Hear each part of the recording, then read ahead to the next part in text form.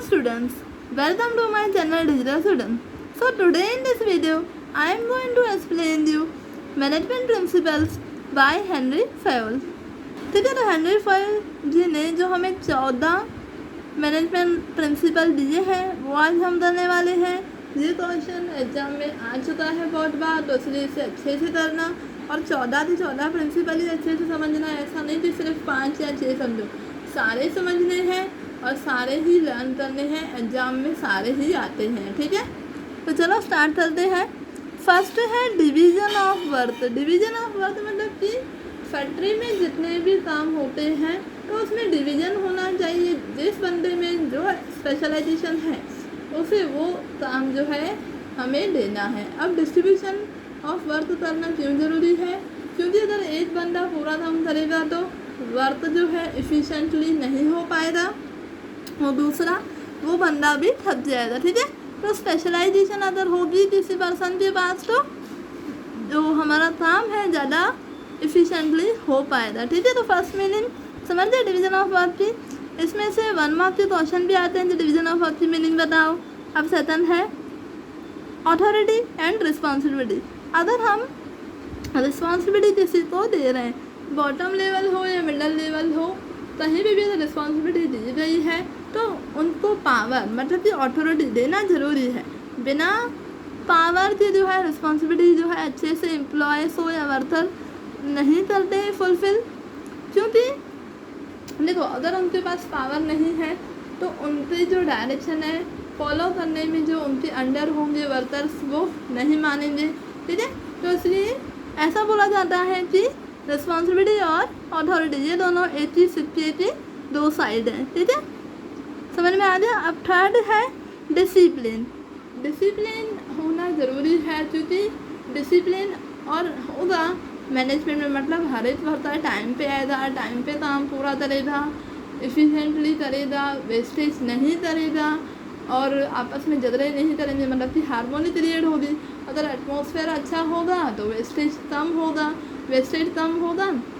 जिससे क्या होगा बिजनेस का जो गोल है अचीव हो पाएगा। इसलिए डिसिप्लिन होना ज़रूरी है। अब 4th नंबर है यूनिटी ऑफ कमांड। कमांड मतलब ऑर्डर देना। तो एक चीज़ जो है ना सुपरवाइज़र होना चाहिए वर्कर के ऊपर, जो भी वर्कर्स होते हैं ना उनके ऊपर एक ही जो है सुपरवाइज़र होना चाहिए। यूनिटी ऑफ कमांड, यूनिटी मतलब एक ही बंदा। अगर सपोज एक ग्रुप ऑफ वर्कर्स है उन पे 3 जने जो है सुपरवाइजिंग कर रहे हैं तो वो जो वर्कर्स हैं उनका ग्रुप कंफ्यूज हो जाता है, किसी बात माने किसी ना माने। ठीक है, तो इसीलिए एक ही होना चाहिए सुपरवाइज़र जो उनको डायरेक्ट करे और उनकी प्रॉब्लम सॉल्व करे।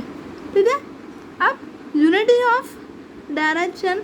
यूनिटी ऑफ डायरेक्शन मीन्स कि पहले तो प्लानिंग की जाती है। ठीक है, प्लानिंग चैप्टर भी हमने सीखा है। तो प्लानिंग में पहले ही सोचा जाता है कि कौन सा काम कैसे करना है। तो यूनिटी ऑफ डायरेक्शन में क्या किया जाता है, बस उस एक ही डायरेक्शन में हमको वर्कर्स को आगे बढ़ाना होता है। उस एक ही डायरेक्शन में आगे हमको इंस्ट्रक्शन देने हैं। अगर प्लानिंग नहीं की होगी तो यूनिटी ऑफ डायरेक्शन पॉसिबल नहीं है। प्लानिंग करके एक ही डायरेक्शन में काम करना होता है, जैसा ना इसलिए बोला गया है यूनिटी ऑफ डायरेक्शन। आगे है subordination of individual interest to the general interest. मतलब कि सबऑर्डिनेट कौन होते हैं, वर्कर्स, और यहाँ पे आते हैं ऑनर। ऑनर है वर्कर जो है उन दोनों का जो गोल है एक ही होना चाहिए कि बिजनेस में जो है जो भी इक्वाइपमेंट मशीन कैपिटल है मैक्सिमम यूज़ हो और प्रॉफिट मैक्सिमम हो। ठीक है, तो यहाँ पे ऐसा नहीं कि सबऑर्डिनेट ऐसा सोचे कि हमें ज़्यादा वेजेस मिले, ऑनर सोचे मुझे ज़्यादा प्रॉफिट मिले, तो ऐसा नहीं होना चाहिए। यहाँ पे दोनों का गोल एक ही होना चाहिए कि बिजनेस का जो गोल है वो अचीव करे। ठीक है, गोल एक होगा तभी जो है सारी प्रॉब्लम्स सॉल्व होती है, गोल अचीव हो पाएगा। इन दोनों का इंटरेस्ट एक ही होना चाहिए कि पंचुअली काम करें एक दूसरे के साथ मिलकर। अब आगे है 7 नंबर रिम्यूनरेशन ऑफ पर्सनल। मतलब कि जो भी वेजेस पे की जाती हैं वो आइडियल वेजेस होने चाहिए, मतलब कि जितने काम के हिसाब से उनको जितने पैसे देने होते हैं उतने ही देने चाहिए वर्कर्स को। अगर कोई वर्कर नॉर्मल टाइम में दूसरे वर्कर्स से भी ज़्यादा काम कर रहा है, प्रोडक्शन ज़्यादा कर रहा है, तो उसको ज़्यादा वेजेस देनी चाहिए। जैसे दूसरों को भी जो है इंकरेजमेंट मिले और उस पर्सन को भी इंकरेजमेंट मिले जो ज़्यादा प्रोडक्शन कर रहा है, ठीक है। और ये भी बोला गया है रेम्यूनरेशन में कि bonus, profit share in representation of that person in the meeting, मतलब कि उस पर्सन को एक्स्ट्रा जो है देना चाहिए जिससे कि दूसरों को भी जो है उससे इंकरेजमेंट मिले और वो भी अच्छे से काम करे। अब 8 नंबर पे है सेंट्रलाइजेशन। आपको 11th में 2 वर्ड सीखने को मिले होंगे, सेंट्रलाइजेशन और डिसेंट्रलाइजेशन। सेंट्रलाइजेशन मतलब एक ही पर्सन है, सपोज एक ही डिपार्टमेंट है जो सभी डिपार्टमेंट के बारे में जो है सोचेगा और डिसीजन लेगा। डिसेंट्रलाइजेशन मतलब हर एक डिपार्टमेंट अपने अपने डिपार्टमेंट से डिसीजन लेगा।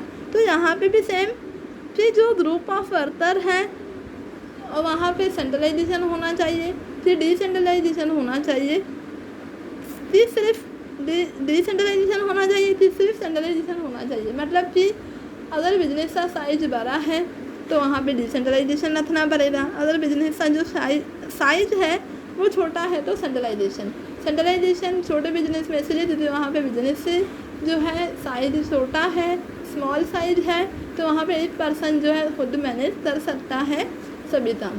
पर अगर यूनिट जो है साइज है उसका बड़ा है यूनिट का, तो वहाँ पे डिसेंट्रलाइजेशन इसीलिए क्योंकि एक पर्सन इतने सारे फैसले कम टाइम में नहीं ले पाएगा एफिशिएंटली। आया समझ में? तो थोड़ी सी मैं डीप में चली गई क्योंकि मैं चाहती थी आपको अच्छे से समझाऊँ, क्योंकि आप भी सकता है व्हाट इज सेंट्रलाइजेशन और व्हाट इज डिसेंट्रलाइजेशन। आया समझ में? अगर आपको कोई भी डाउट है तो अभी कमेंट करो और अभी पूछो। अब 9 नंबर है स्केलर चेन, मतलब कि टॉप लेवल, मिडल लेवल और बॉटम लेवल, इन तीनों के पास अपने अपने काम होते हैं, राइट। ये तीनों एक दूसरे को रिपोर्ट भेजते हैं, तो जो इनका डायरेक्शन होना चाहिए वो टॉप लेवल से बॉटम लेवल तक होना चाहिए और तीनों के बीच में कोऑर्डिनेशन होना चाहिए, जैसे गोल जो है अचीव हो पाए और कोई भी डाउट्स, प्रॉब्लम्स क्रिएट ना हो। अब 10 नंबर ऑर्डर, तो यहाँ पे स्पेशली 2 ऑर्डर जो है ध्यान रखने होते हैं। First is material arrangements and social arrangements. Material arrangement में सोचा जाता है कि मटेरियल की क्वालिटी, साइज, ये सब सोचा जाता है, प्राइस, क्वालिटी, कंट्रोल, ये सब। और सोशल अरेंजमेंट में सब अरेंजमेंट की जाती है, कहाँ पे मशीन्स वगैरह सब रखी जाएंगी, ठीक है। तो ये दोनों ऑर्डर सोचे जाते हैं। अब 11 इक्वलिटी मतलब कि जो मैनेजर होते हैं उनको एम्प्लॉयज़ जो हो या वर्कर हो, इक्वलिटी जो है रखनी चाहिए। ऐसा नहीं कि उन पे ट्रेडिशनल वे जैसे ऑर्डर चलाए जाए, उनसे ज़बरदस्ती कम पैसों में ज़्यादा काम करवाया जाए, ऐसा नहीं। उनका जो है उनकी भी रिस्पेक्ट होनी चाहिए। बिजनेस यूनिट में उनको इक्वल जो है सम्मान मिलना चाहिए, इक्वलिटी होनी चाहिए। अगर उनको कोई डाउट है, उनको कोई प्रॉब्लम है तो वो सॉल्व की जानी चाहिए, ठीक है। अब 12 number stability of personal tenure. इसी तरह आप ये भी लिख सकते हो कि रिडक्शन इन लेबर टर्नओवर।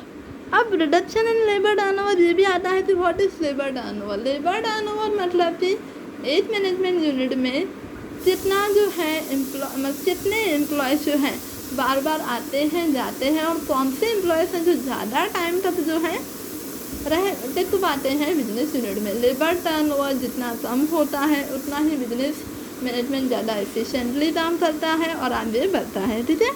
तो यहाँ पे हमें यही बोला कि स्टेबल होने चाहिए, जो एम्प्लॉयज़ हैं हमारे वो स्टेबल होने चाहिए। मतलब कि जो हैं हमने जिनको ट्रेनिंग दी, ऐसा नहीं कि वो थोड़ा दम करके फिर उनको निकाल दें या वो खुद निकल जाए।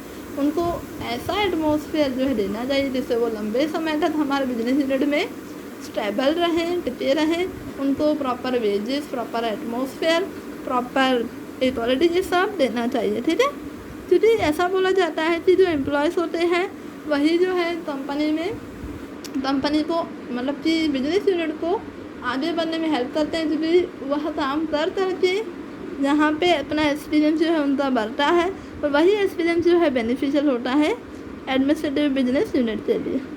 अब आगे इनिशिएटिव मतलब कि जो एम्प्लॉयज़ हैं उनको प्रॉपर एटमॉस्फेयर देना चाहिए, जैसे उस एटमॉस्फेयर में जो है जैसे कि इंडिपेंडेंस होनी चाहिए, इंडिपेंडेंस टू वर्क उनको जो काम करना है वो अपने हिसाब से करें, मतलब कि जिस डायरेक्शन में करना चाहे उन पे कोई भी जो है दबाव ना डाला जाए।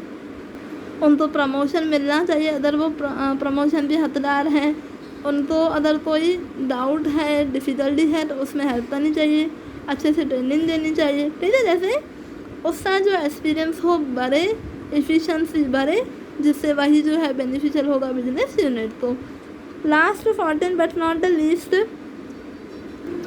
एस्पिरिट डू पॉड्स, जिससे मीनिंग है फीलिंग ऑफ ऑनेस्ट। मतलब कि देखो ग्रुप जो भी होते हैं मैनेजमेंट के और बॉटम और टॉप लेवल हो या मिडल लेवल, जो सभी जो ग्रुप्स होते हैं आपस में कोऑर्डिनेशन करके काम करना चाहिए। अगर उनके बीच में कोऑर्डिनेशन होगा तभी जो काम है सक्सेसफुली ख़त्म हो पाएगा, वरना वेस्टेज होगी, टाइम जो है प्रोडक्शन पूरा नहीं होगा और भी बहुत सारी प्रॉब्लम्स क्रिएट होंगी। इसलिए यहाँ पे यही सिखाया गया है कि उन सभी ग्रुप के बीच में आपस में कोऑर्डिनेशन होना चाहिए, जिससे जो है मैनेजमेंट में रुकावटें ना आए और काम अच्छे से पूरा हो पाए। 14 हो गई, एक बार अभी रिवाइज करें। Management principles of handling file are as under: division of work, authority and responsibility, discipline, unity of command, unity of direction, subordination of individual interest to the general interest, remuneration of personnel, centralization, stellar chain, order, equality, stability of personal tenure, initiative, esprit du corps, मतलब कि feeling of honest. तो यहाँ पे हमारा ये question पूरा हुआ, जिसके साथ आज हमारा ये चैप्टर भी कंप्लीट हुआ। आई होप आपको ये पूरा चैप्टर अच्छे से समझ में आ गया। अगर कोई भी डाउट है तो प्लीज़ कमेंट करो, कमेंट करके जो भी आपका डाउट है अच्छे से वहाँ पे मेंशन कर दो। मैं जब भी आपका मैसेज करूँगी आपको रिप्लाई ज़रूर करूँगी। अगर ये वीडियो आपके लिए हेल्पफुल है तो प्लीज़ लाइक और शेयर ज़रूर करना, जिससे मेरा मोटिवेशन बढ़ेगा। अगर आप मेरे चैनल पे पहली बार विजिट कर रहे हो तो सब्सक्राइब करना, सब्सक्राइब करके बेल आइकन भी दबा देना, जिससे मेरे हर नई वीडियो की नोटिफिकेशन आपको सबसे पहले मिले। तो चलो मिलते हैं नेक्स्ट वीडियो में। Thank you for watching this video.